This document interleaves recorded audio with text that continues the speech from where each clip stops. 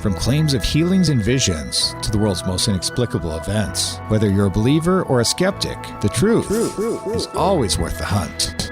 EWTN Radio presents The Miracle Hunter with Michael O'Neill. Welcome to the Miracle Hunter radio show on EWTN Radio. This is Michael O'Neill.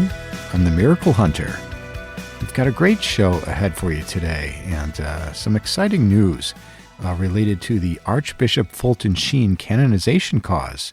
As you might know out there, that canonization cause has been put on hold since 2019, but it seems we have some exciting news that the cause is relaunched again. Later in the show, we're going to be talking with David Corollo, the Executive Director of the World Apostolate of Fatima. He'll be joining us all the way from Pontevedra in Spain to talk about the celebration of the 100-year anniversary of the apparitions of the Virgin Mary to Sister Lucia dos Santos. So we'll be excited to check in with David in just a little bit.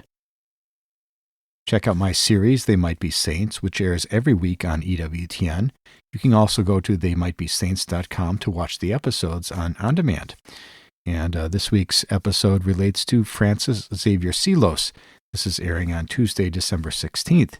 And it's about the life of Francis Xavier Seelos, a renowned confessor, spiritual director, and leader of missions throughout the United States in the early 19th century, and the promising new miracle that's being attributed to him, and that is Francis Xavier Seelos, a blessed, who's featured on They Might Be Saints on December 16th, on Tuesday. And check out my series, Explore with the Miracle Hunter. The next episode is on December 17th, San Miguel del Milagro. I traveled to Mexico to investigate the miraculous apparition of St. Michael the Archangel and the centuries of devotion that flow from this sacred site. And that is Wednesday, December 17th, San Miguel del Milagro. Later in the program, we're going to be looking at the Might Be Saint of the Day. For today, we've got Blessed Antonio Grassi, who lived from 1592 to 1671 in Italy. And the 365 Days with Mary project is the Queen of the Holy Rosary from Baños de Agua Santa in Ecuador in the year 1570. And the question of the week, where can I watch the new episode on the Battle on the Vistula of the Miracle Hunter series? I'll answer that one in just a little bit. And the Might Be Saint of the Day, or the Miracle of the Day, is Our Lady of Corollo from 1793 in France. Let's take a look at the miracle news. We do this every week where we look at the miracles happening around the world and things that relate to miracles. And this is certainly not a miracle story, but certainly is interesting. We saw recently that there was a new document that came out of Rome, Mater Populi Fidelis, that was made some declarations or clarifications on the Marian titles related to co-redemptrix and mediatrix of all graces. And we've had several guests on this show in previous weeks related to that. And recently, on December 8th, some leading Mariologists published a scathing critique of the Vatican Note on Mary's titles. And that came out again on December 8th. And the National Catholic Register reported that one of the Catholic Church's foremost associations of Mariologists has issued a strongly critical response to Mater Populi Fidelis, a recently published Vatican doctrinal note that has been criticized for its diminution of some long-established devotional Marian titles. And they actually released a 23-page document that was published on the Feast of the Immaculate Conception. And this International Marian Association Theological Commission points to various elements of Mater Populi Fidelis, meaning the Mother of the Faithful People of God, which it calls erroneous and unfortunate and says in need of substantial clarification and modification. And they describe a significant element of the document as resembling Protestant rather than Catholic theology and urge, quote, in a spirit of true synodal dialogue for Mater Populi Fidelis to be reevaluated. We'll see if the Vatican does anything on that. My guess, well, there will be no response from the Vatican to this, but it is interesting to see the leading Mariologists finding some challenges with this recent Vatican clarification. And for people who want to read this 23-page document, I've got it linked to the Facebook page of The Miracle Hunter. Let's take a look at Catholic Pub Trivia. We do this every week where we ask a trivia question and give out a prize to an emailer who writes in the fastest with the correct answer. And this past week, we talked about Father Edward Joseph Flanagan. Father Flanagan, and the question was, who won the Best Actor Award in the for the movie Boys Town in 1938? And that answer was, of course, Spencer Tracy. This week's question, what was the name of Fulton Sheen's famous television program that won him an Emmy Award? We're going to be talking about Fulton Sheen and developments in his canonization cause later in the show. So the question's related to him. What was the name of Fulton Sheen's famous television program that won him an Emmy Award? If you think you know that answer and want to win the prize, the image of the faces of Mary, send me an email to questions@miraclehunter.com, and maybe you'll have the right answer, and answers and winners will be posted on the show page on miraclehunter.com. We need to take a short break, but when we come back, we're going to be speaking with David Corollo, the Executive Director of the World Apostolate of Fatima, about the 100-year anniversary of the Marian apparitions of Sister Lucia dos Santos at Pontevedra, Spain. Stay with us for that.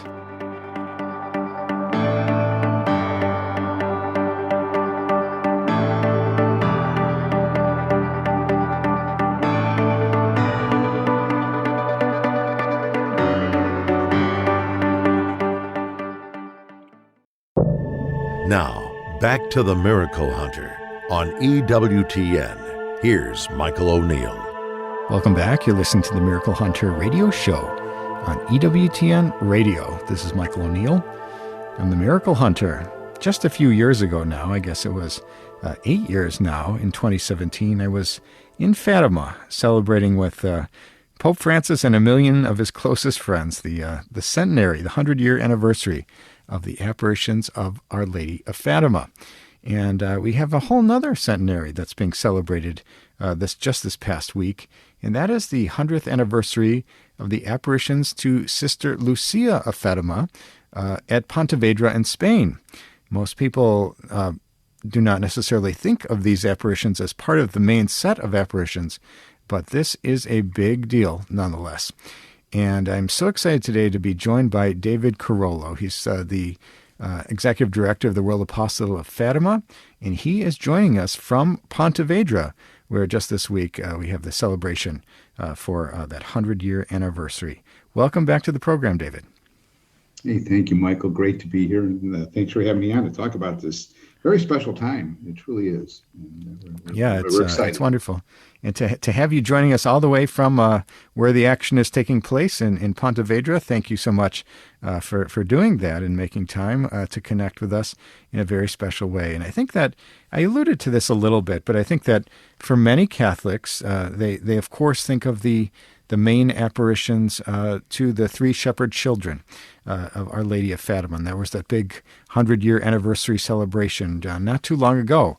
But now we have another 100-year anniversary celebration, this one specifically related to Sister Lucia dos Santos. And so for those people who don't necessarily know what we're dealing with here, what are these later apparitions that happened after the main set in 1917? Well, Michael, I always say that the Fatima apparitions are 3, 3, 3, and 2. And here's how they work. There were 3 apparitions of the Angel of Peace in 2016 to the 3 children to truly form them. And I think I've even on your show, I've spoken of that before. Then you had the first 3 apparitions in 1916 and 1917, when Our Lady introduced herself, reassured them. And then on the 3rd apparition in July, showed that terrible vision of hell and gave them the mission. Are you willing to offer your lives in prayer and reparation for the conversion of sinners? Then the last 3, where they had to start living it, where the children were taken to prison, came back out, and of course the great miracle of the Son in October of 1917. And this is all past history, but for foundational purposes, we mentioned this. Now the two young children, Saint Jacinta and Francisco, die within the next 3 years from the Spanish flu. And here is Sister Lucia, when Our Lady said, when they asked, will we go to heaven? And she said, yes, Jacinta and Francisco will come soon, but you, Lucia, will stay a while longer to make me known and loved. Wow. So that while longer ended up to be 88 years, approximately. And it makes you think of eternity if that's just a while longer. but here she was. Now, she goes on. She joins the Dorothean Sisters at the direction of the Bishop of Fatima, who wanted to get her away from publicity. He's trying to help her. So she comes here to Spain, and she is here in a convent in Pontevedra. And in 1925, she receives the apparitions of the first Saturday devotion. So important, because this, Michael, is, in my opinion, and many, many people, the unfulfilled part of the message of Fatima. And it's interesting that when that was presented, she had asked for proclamations. She had asked for the church to adopt this and to promote it. And quite frankly, it didn't happen for quite a period of time. She once said that if had this been done in 1925, World War II would have been avoided.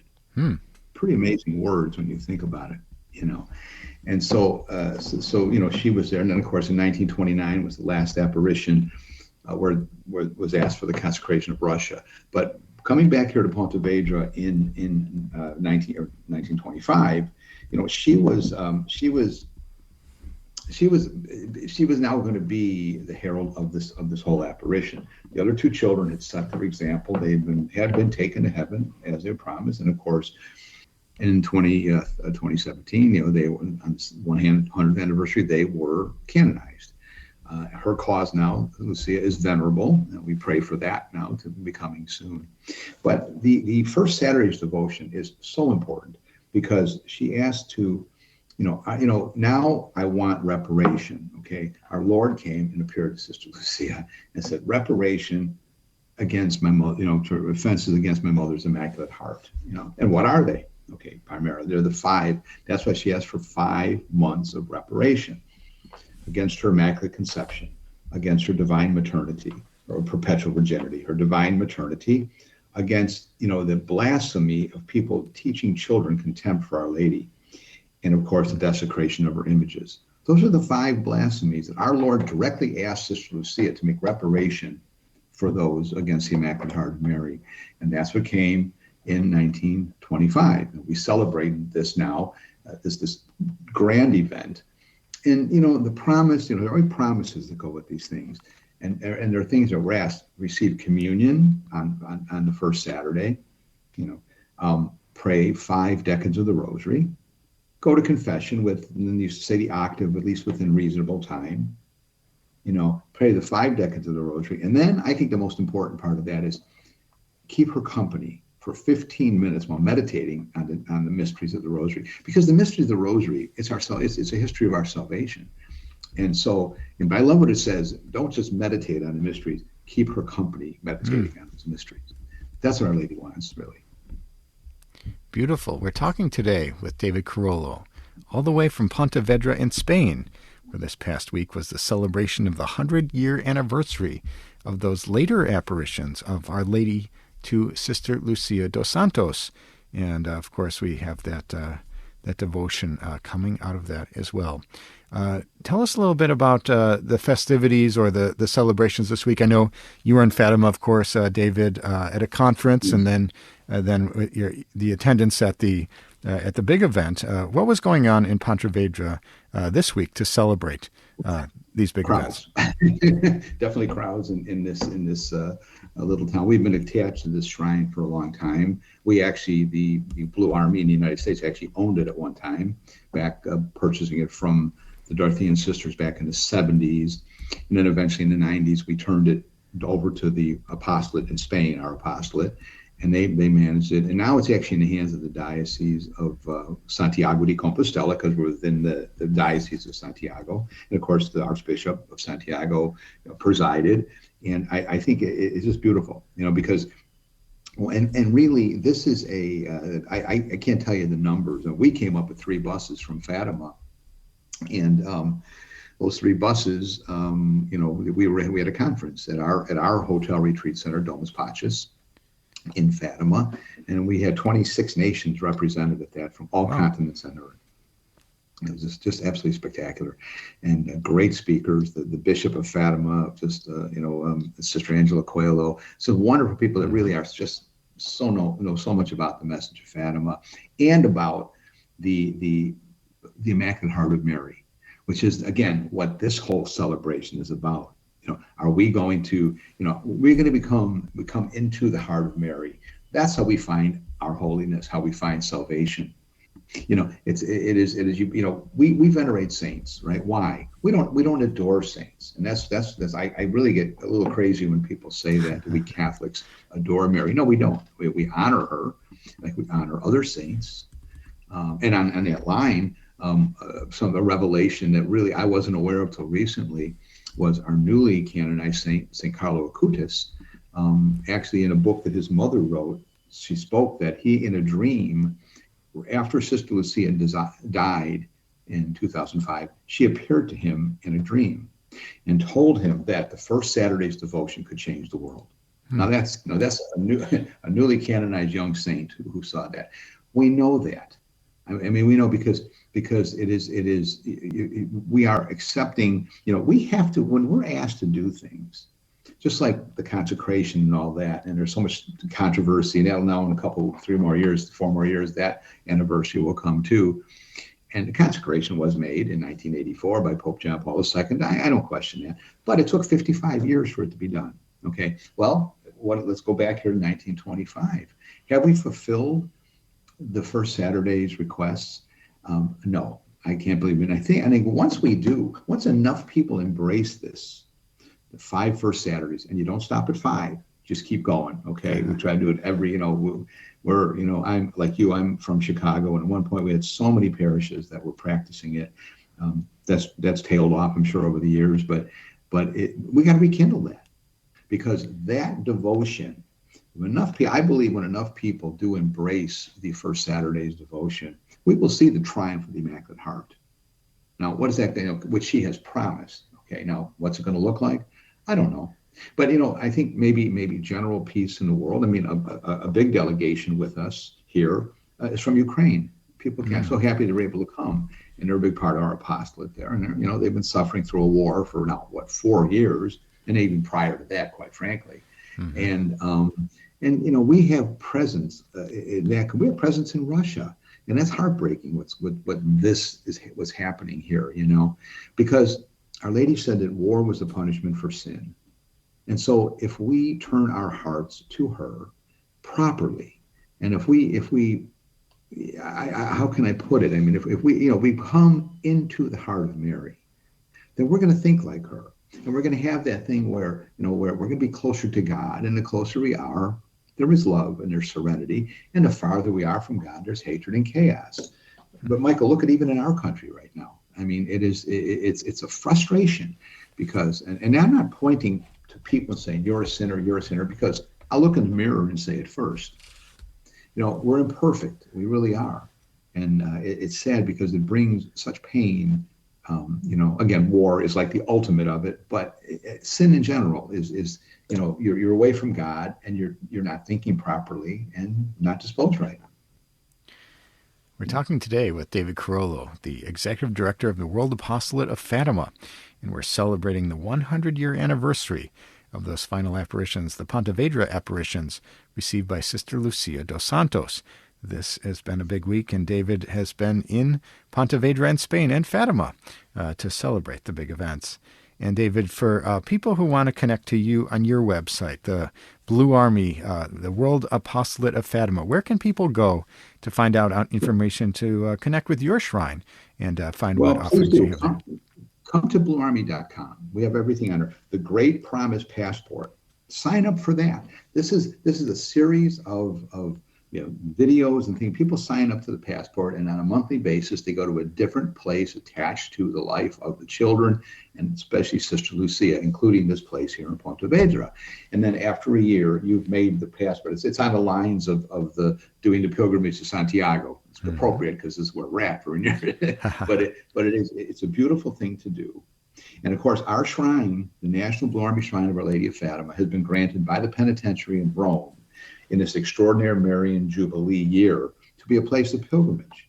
And it's beautiful. There's only 2 in the world. This shrine in Pontevedra and the National Blue Army Shrine of Our Lady of Fatima in Washington, New Jersey. Yeah. So we ask people to come or join us on our, of course, we broadcast everything that's on the network too for all of our big events. And we ask that, that just join us. I mean, join our apostolate. sign that beautiful Blue Army pledge that goes back to 1947, when our founder, Mr. Hafford, John Hafford, sat down with Sister Lucia and put together this pledge to pray the rosary, to live, just it's a beautiful connection to us. You become part of our family, our spiritual family. And it's right on the website at bluearmy.com. You can do it. You can sign up. Again, the Great Promise Passport, I think is just such a beautiful thing.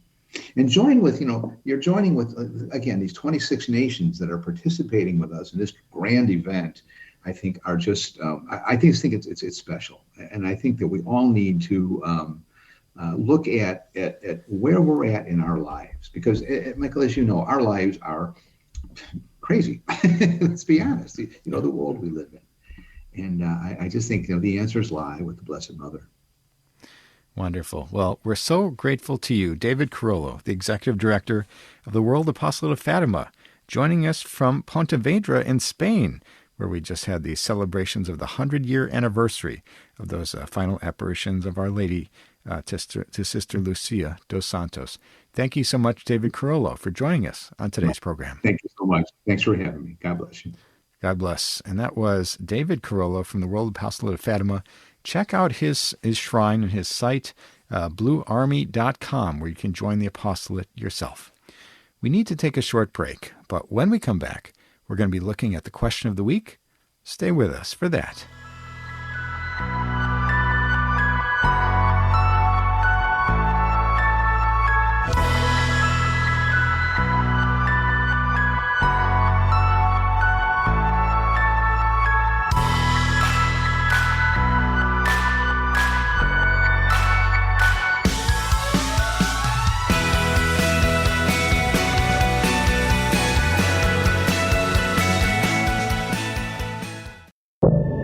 Now, back to the Miracle Hunter on EWTN. Here's Michael O'Neill. Welcome back. You're listening to the Miracle Hunter radio show on EWTN Radio. This is Michael O'Neill. I'm the Miracle Hunter. I love getting your questions. People write in from around the world with questions about miracles happening in today's world and those that have happened centuries ago. And I get a lot of interesting questions in my email inbox. I try to answer them when I can, and some of them I answer them here on this radio show. But I also love answering questions in person. And I travel around the country maybe 10 or 20 times a year and give various presentations to audiences at Catholic parishes or shrines or conferences. And I always talk about miracles, of course, and talk about Eucharistic miracles pretty commonly these days, and also apparitions of the Virgin Mary, or how saints are made, or how the Catholic Church investigates the supernatural. For anyone interested in having me speak at your parish, you can go to miraclehunter.com and click on the Contact tab, and you can send me a message that way. And maybe I'll be speaking at a parish in your area sometime soon. And so for today's question of the week, it's an easy one. Dear Miracle Hunter, where can I watch the Explorer episode about the battle on the Vistula? Thank you, John. Well, thanks, John, for your interest. And I know that some people have learned of some of these new episodes that are coming out. And we've done a number of other Polish episodes, including Our Lady of Częstochowa and Legnica and Sokolka, and the Eucharistic miracles. And we also have episodes at Warsaw, Krakow, and Giertzwald, the Great Marian Apparition of Poland. And related to Warsaw, that is the one about the battle on the Vistula. And currently it has not been broadcast yet. I imagine in the new year it'll be coming right up.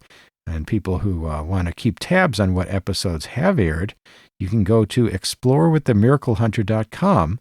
Of course, you can search on demand Miracle Hunter as well, and you'll get directed exactly to the page where people can watch all the episodes there. You don't even have to wait until they air on EWTN or to see when they circle around again. And we've got a huge number of episodes there, so I encourage people to check that one out. So again, go to explorewiththemiraclehunter.com in order to watch any of those episodes. And coming up will be Warsaw, Krakow, and Giertzwald, some episodes coming from Poland. If you have a question for the Miracle Hunter, you can send me an email to questions@miraclehunter.com, and maybe I'll be answering your question on the air next week. Let's take a look at the 365 Days with Mary project. Every week we talk about a Marian devotion somewhere in the world that lines up exactly to the day's date. We all know Fatima, May 13th, or Lourdes, February 11th, or Guadalupe, December 12th, but believe it or not, there's a different other Marian devotion that lines up to each and every day of the calendar year from somewhere around the world. And we're talking about feast days, commemorations of miracles, buildings of basilicas, other ways that Mary is honored on various days throughout the calendar year around the world. And so for today's day, we've got the Queen of the Holy Rosary from Baños de Agua Santa in Ecuador in the year 1570. And a historical account states that one night, the sexton of the church of Baños saw a small statue of the Virgin hovering in the air and down to the spring. And the event was repeated several times, so the pastor and locals gathered at the chapel to beg the Blessed Virgin to clearly tell them her intentions. And that night, the Virgin appeared to the priest, asking for the building of a chapel at that spring, promising healing for all who bathe with faith in those waters. And when it was complete, the statue had mysteriously disappeared, and later a mule with a box was delivered to the pastor, who opened it in the presence of witnesses. With great wonder, they discovered the statue of the Virgin, venerated today in the sanctuary of Baños. And that is today's 365 Days with Mary project, title, The Queen of the Holy Rosary, Baños de Santa Agua in Ecuador in the year 1570. And for more information on this fascinating devotion, or any of the hundreds of other Marian devotions from around the world, you can go to 365dayswithmary.com, the website, pick up the book, download the free app, or just go to the Facebook page and you can join any of the 10,000 other followers who get a different Marian title of Mary each and every day in their Facebook feed. Let's take a look at the miracle of the day. This is something we do every week where we talk about a miracle that's happened on some day in Christian history that's commemorated on the day's date. And so for today's date, we have Our Lady of Corollo, or Notre Dame de Corollo. It is a local Marian title associated with the town of Corollo in western France. And devotion to this title grew especially after December 13th, 1793, when townspeople credited the Virgin Mary with protecting Corollo during the violent conflicts of the Vendée Wars. And a statue of Mary in the town became a symbol of hope and preservation for the Catholic population amid revolutionary turmoil. And over time, the title came to represent not only physical protection, but also the perseverance of faith under persecution. Today, Notre Dame de Corollo remains a cherished part of the region's Catholic heritage, honored in local commemorations and parish traditions. And that's today's miracle of the day, Our Lady of Corollo, from December 13th, 1793, in France. Let's take a look at the sainthood news. We do this every week also, where we talk about those people moving along the path to sainthood, from servant of God to venerable to blessed and then to saint. And today's news is that there is a beatification today in Rome, December 13th. It's the venerable servants of God, Kyrie, Candrier, Valle, and Maestre, and 46 companions who died in 1944 and 1945. And Pope Leo will be presiding over this in Paris, France. And religious men, seminarians, and lay faithful were killed between 1945 and 1944 and 45 out of hatred for the faith. That's in Odium Fidei. During Nazi rule, many priests, religious men, and lay people involved in Catholic associations followed French workers into German territory to provide them with moral and spiritual support. And they were arrested for subversive activities against the Third Reich and were tortured. Most died in concentration camps, while others lost their lives due to the suffering they endured. And that is the beatification of the venerable servants of God, Kyrie, Candrier, Valle, Maestre, and 46 companions, today, December 13th, in France. Let's take a look at the Might Be Saint of the Day. We do this as well every week, where we find a saint whose death anniversary or feast day lines up exactly to the day's date. For today, December 13th, we've got Blessed Antonio Grassi, who lived from 1592 to 1671 in Italy. And his feast day is today, December 13th. And he was born on November 13th, 1592, in Fermo, in Italy. And he was the oldest child in a devout family, and Antonio's father, Vincenzo Grassi, died when the boy was only 10 years old. But he managed to pass on his devotion to Our Lady of Loreto. And Antonio, who attended Mass each day as a boy, joined the Oratorian Fathers at age 17, where he showed a natural talent for the study of theology and Scripture. He became a priest. At the age of 29, while praying in the church of the Holy House of Loreto, Antonio was struck by lightning. He was not expected to survive, but recovered unexpectedly. He took his survival as a gift from God to be used in God's service, and he donated his scorched clothes to the Church of the Holy House as an offering. And he made a yearly pilgrimage to the Holy House. He devoted himself entirely to his priestly vocation, especially hearing confessions, and was given the gift of reading consciences. And he was a pilgrim to Rome in 1625, elected superior of the Oratory in Fermo in Italy in 1635. He was reelected every 3 years for the next 36 years. And with penitence, he insisted on adherence to the laws of God. With brother Oratorians, he added the constitutions of the order, and he was always supportive and kind to everyone, never severe, and encouraged the same behavior in priests and parishioners, instead of social engagements to which his position entitled him. Antonio spent his evenings visiting the sick and dying. Old age was hard and humbling for Father Antonio.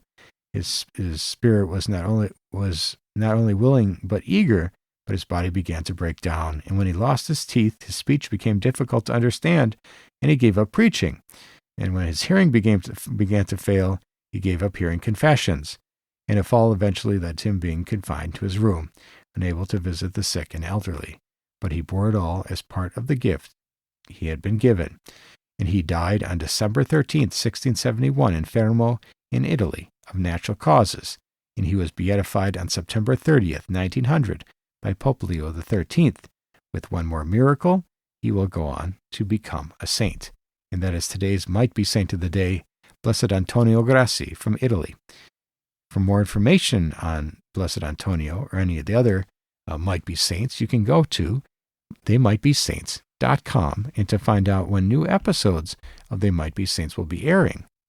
And this week, on Tuesday, December 16th, They Might Be Saints, Francis Xavier Seelos airs, and we look at the life of Francis Xavier Seelos, a renowned confessor, spiritual director, and leader of missions throughout the United States in the early 19th century, and the promising new miracle that's being attributed to him. Check that one out, December 16th on EWTN, or go to theymightbesaints.com to watch it on demand. We need to take a short break, but when we come back, we'll be talking with Julie Enzenberger, the Associate Director of the Archbishop Fulton Sheen Foundation, and she'll be sharing some exciting news about that cause moving forward. Stay with us for that.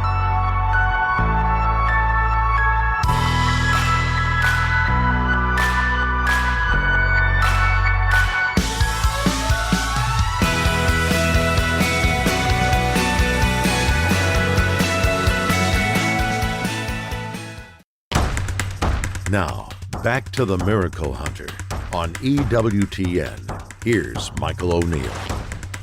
Welcome back. You're listening to the Miracle Hunter radio show. This is Michael O'Neill. I'm the Miracle Hunter.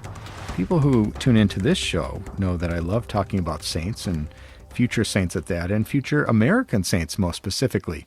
I wrote a book called They Might Be Saints, and I host a television series called They Might Be Saints. And featured in that book is a chapter on Archbishop Fulton Sheen. And it's been a thing that's been on my mind for years, and that, of course, is when are we going to see Fulton Sheen become a saint? He is perhaps the only person in the entire world who has a miracle under his belt and who has not advanced to blessed. And then, of course, more miracles lead to a saint. But there are some recent developments that I'm pretty excited about. Seems to be the increasing those efforts again towards his canonization. So I'm so excited about this recent news that came out this past week. And joining us today is Julie Enzenberger. She's the Associate Director of the Archbishop Fulton Sheen Foundation. Welcome to the program today, Julie. Thank you. So glad to be here. And tell us about this news that kind of made its way out into the Catholic media this past week. This the reconstitution of the Sheen Foundation Advisory Board. What is this, and what inspired this to happen? So, of course, we've always been working very hard on promoting the cause for Archbishop Fulton Sheen, and we've always been excited and really pushing to have this done. And if you remember a while back, around 2019, out of just great carefulness, they asked to put a hold on it just for a little bit as New York was going through court on priest abuse and things like that, and they just wanted to make sure nothing came up. Well, of course, we had already vetted this, and we have always known that there has never been a case against Fulton Sheen, and he was a good and holy priest. So, and to get to the stage of venerable, they would need to check that already. Yep. Yes, so it was already checked, and he was already cleared, but as this was going in court, they wanted the state's attorney to finish their report. Well, now the state's attorney has finished their report. Rochester has released any hold they may have had just to see the state's attorney's report. And of course, Rome re-verifies Sheen is clean, as my boss would say. And there's nothing adverse to make this not happen. So we already have the miracle. That just means, when is it going to happen? Right. So things are progressing, and as they are progressing, we thought we should restart our board. So we have an advisory board that Bishop Lou has asked people from around the country, and actually a person outside the country, as Sheen was known everywhere in the world pretty much, to help us just get the word out about Fulton Sheen and help. Our main mission is to bring people closer to Christ through Fulton Sheen. So hopefully this new advisory board will help us in different areas of the country get the word out. Wonderful. We're talking today with Julie Enzenberger, the Associate Director of the Archbishop Fulton Sheen Foundation, about the reconstitution of the Sheen Foundation Advisory Board. And when I talk to many people, especially from a certain era, so many people are excited about Fulton Sheen. They watched him on television. They were inspired by his teachings. They just their lives were changed by this great Archbishop. What is it about Fulton Sheen that captivated American audiences throughout the country? I think the most important. I've worked here since roughly 2008, and I started part-time and then full-time in 2010, and all the different stories that come into the foundation speak of how Fulton Sheen reached out to every single person as if it was his best friend. So he loved people of all walks of life, whether they were famous, whether they were Catholic, whether they were Jewish. Any person God put in front of him, he treated as Christ himself and really took time for that person. So Fulton Sheen has so many people that have loved him. And of course, they tell stories to their children.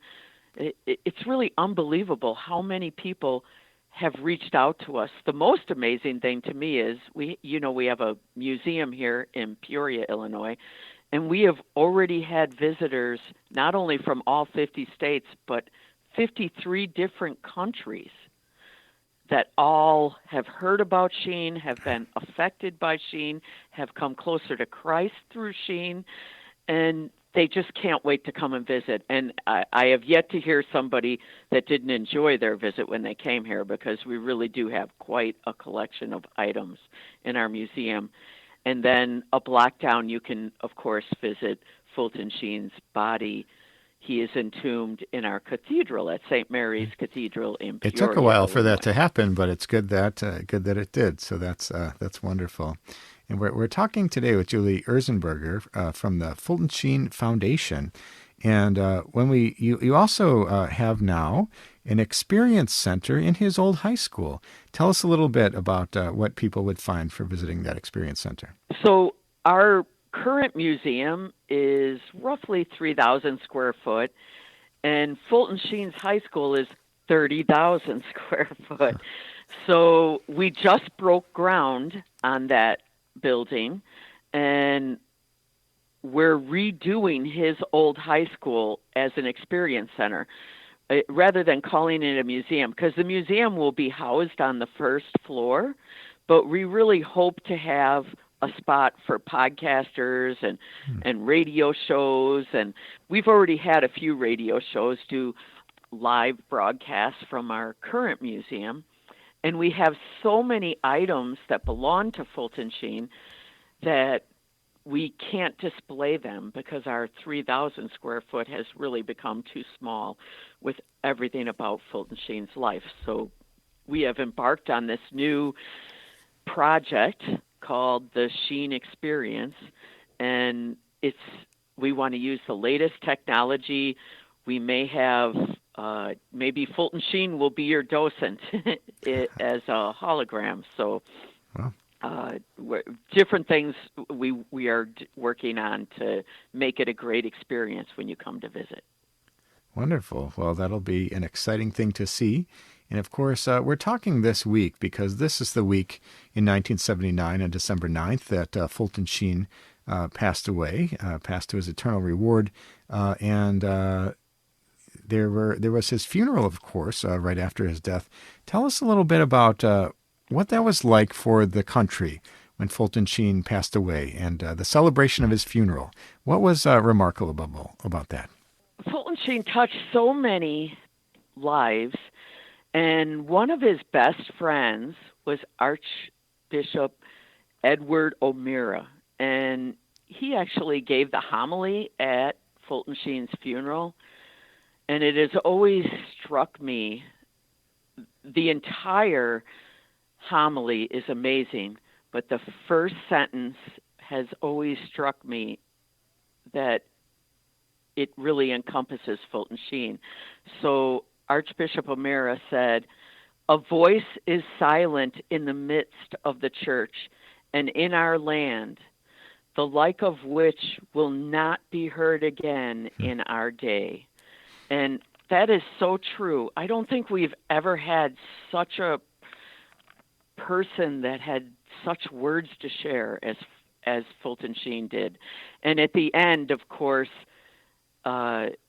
Archbishop O'Meara talks about, at the end of the homily, about Mary, because Fulton Sheen had his best devotion was to Our Lovely Lady. And at the end of his homily, he said, "We trust you to the care of your lovely lady dressed in blue. We pray that Jesus has already said, 'I've heard my mother speak of you.' Bye now, Fulton Sheen, and God love you forever." And we have that homily on tape, and even the Archbishop is breaking up when he says, "Bye now, Fulton Sheen, and God love you forever." So many people called and were distraught about his death. And I know Bob and Dolores Hope actually called us at least once a month to ask where the cause was up until the day she died. There were so many famous people, so many faithful people, so many people of different faiths that just want this cause to happen. So I'll follow in the footsteps of Dolores Hope and ask the question, what is your hope for when all this will be kicking off again? The cause will be reignited, you might say, and we might see something like a beatification. What's the timeline in your mind anyway? When we can't read in the minds and hearts of those in Rome, of course, but what would you be your guess as to when we might see something happening? Of course, we cannot read the hearts in Rome, but the cause has at least left the United States now and is in Rome, I believe. So I would imagine sometime in the very near future, Rome will reach out to us, and then usually you work on dates. So A lot of calendars have to align for a beatification. Somebody would have to come from Rome, but I would be surprised if it wasn't sometime in 2026 anyway. Wonderful. Well, that's something exciting to look for. Again, nobody knows but Rome. Nobody knows, and that's the mystery of it all. But if and when that happens, and we expect it to be very soon, or we pray that it happens very soon, what do you think the impact on the Catholics in America would be to have Fulton Sheen beatified finally after this long wait and the little pause there? What would it mean for American Catholics for Fulton Sheen to be beatified? Well, of course, I've always said everything that has happened is in God's time. I feel as I've worked here, everything that has happened, pauses, slowdowns, hurries ups, different ways things have happened. It's always shown that it was from God. There has always been some little sign or some little date that something happened that said, yes, God's in charge. So I know that it'll happen just on the day it is supposed to happen, just so enough people will know about Sheen, enough people will read about Sheen and be inspired by him to get closer to Christ. I did want to mention, though, that we are already looking into 4 really good possible miracles for canonization. So I kind of had that question. Is definitely moving fast. I had that question because it is such a unique situation where we have the beatification miracle approved already. Is there any scenario where a second miracle would show up and be recognized, and you could kind of play 2 cards at once and bump him all the way to be saint? Actually, he does. So the timing in a cause is you have the miracle. The miracle's already been approved by the Pope. So that means he has to be beatified. He really does have to be beatified. The relics are looked at.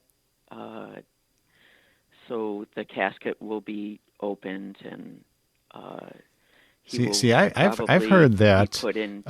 They always say a second miracle must happen after the announcement of after the beatification to occur. But I have heard that it has to happen after the announcement of the date of the beatification.